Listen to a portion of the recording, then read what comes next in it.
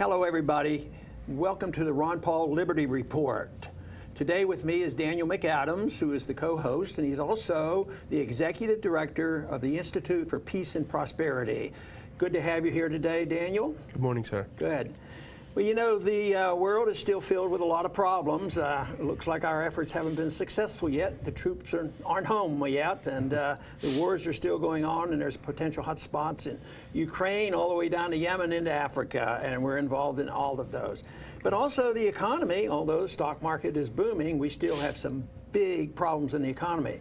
But guess what is the big issue today that we're going to address? Is who has the authority to tell a bakery how and when and what they can put on a cake. Now, don't you think that's a pretty important subject that we need to deal with? It seems critical. It is. Matter of fact, I think most people know about what's going on because it's been in the news, and it has to do with this problem of a law passed in Indiana, which is a consequence of a problem in Oregon.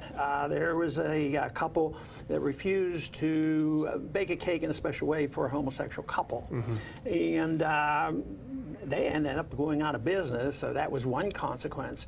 But the whole thing is there has been a move on for allowing people to express their religious beliefs and not be punished.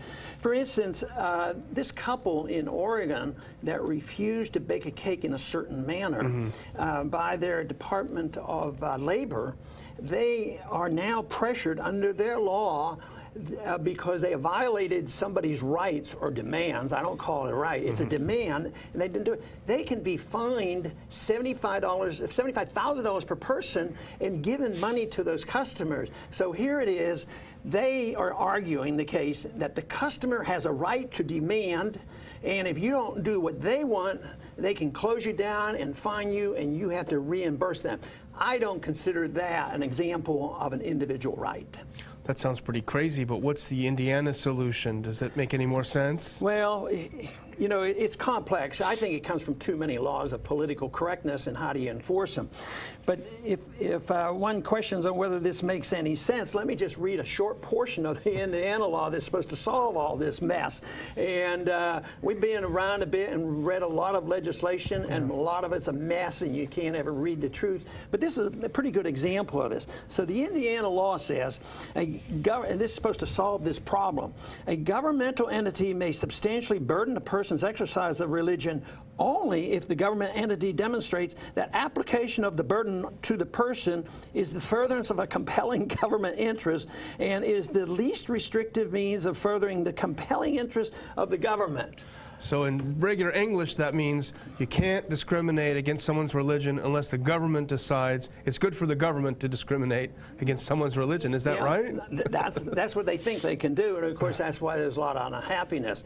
But you know, I compare it a little bit to the skirmishes that go on with legislation on marriage. You know, you and I may have a definition of marriage, and maybe they can make the case that we don't have the right to tell everybody our definition has to be followed. If somebody else wants to define marriage a certain way, and libertarians say, well, that's okay. But the whole problem is changing the law. Why does the law have to tell us what to do and what the definition is? And this is, in a way, political correctness, and it's put into law. I used to think political correctness was not legal, you know, that it was just a political opinion. Pressure was put on individuals to obey the line of political correctness, and they can do a great deal of harm.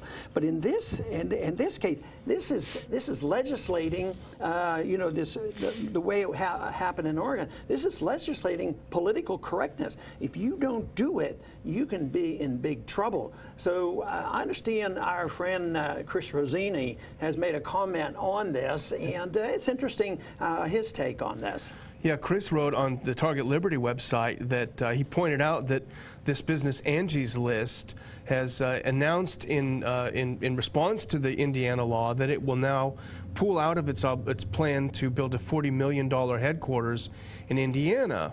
And what Chris points out is very interesting is that they don't like the fact that the intent of the Indiana legislation is to allow people to exercise their free choice of who they do business with.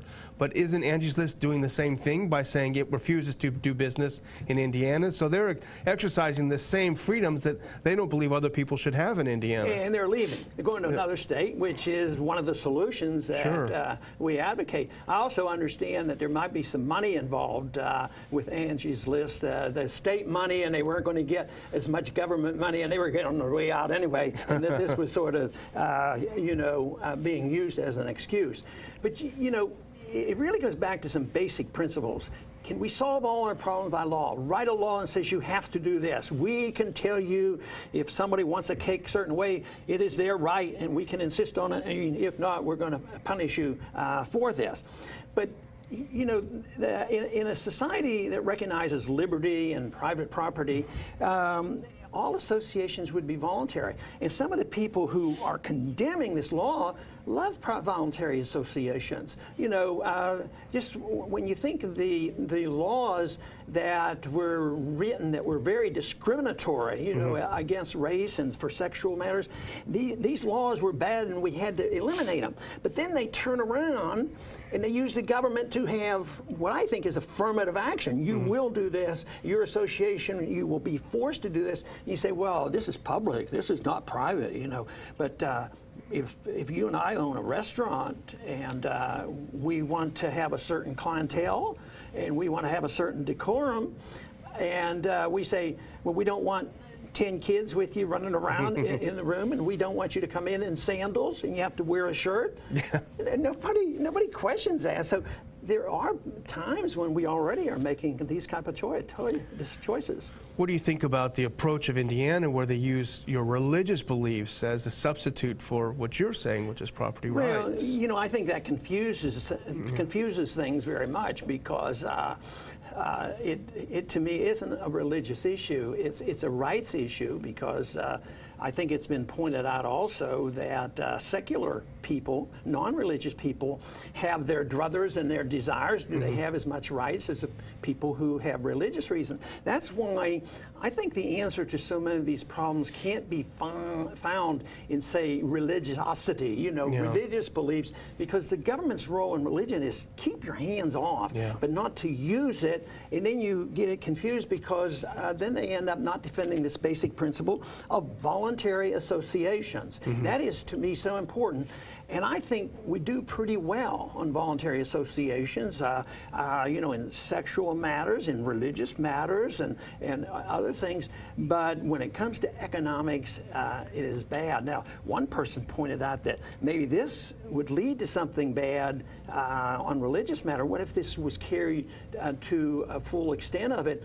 Could it be that government might use this to say, well, priests and ministers use the state to sign the law because this is a legal matter, and therefore you will marry the people we tell you to. Would that be a logical conclusion to this? And they receive their certification by the state as ministers. So what happens to very conservative ministers who their biblical beliefs prevent them from doing this?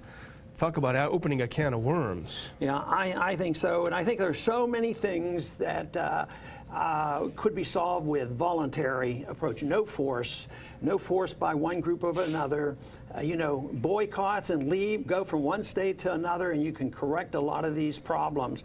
But it bothers me most when they claim it's a right. A demand. Okay, I have a right to this. I'm entitled to this. And they never say, well, how about the other person? Does he give up his right to just, have his property confiscated and given to somebody else? So they do this. They so often call things rights that aren't right. We have a right to our life. We have a right to our liberty, and we have a right to pursue our happiness, and that should be protected. If the government would only do that, believe me, we would be a much happier society. But for us as a culture, when all the important things are going on around the world today, are spending this much time on what are the rules and regulations on baking a cake. It's pretty absurd. So I think that there is an easy solution, and that is just believing in liberty and believing that people can make choices and people can boycott and they can walk out and have a definition of rights a lot more precise than they are today. Yeah. I'd like to thank everybody for tuning in today, and please come back to the Ron Paul Liberty Report.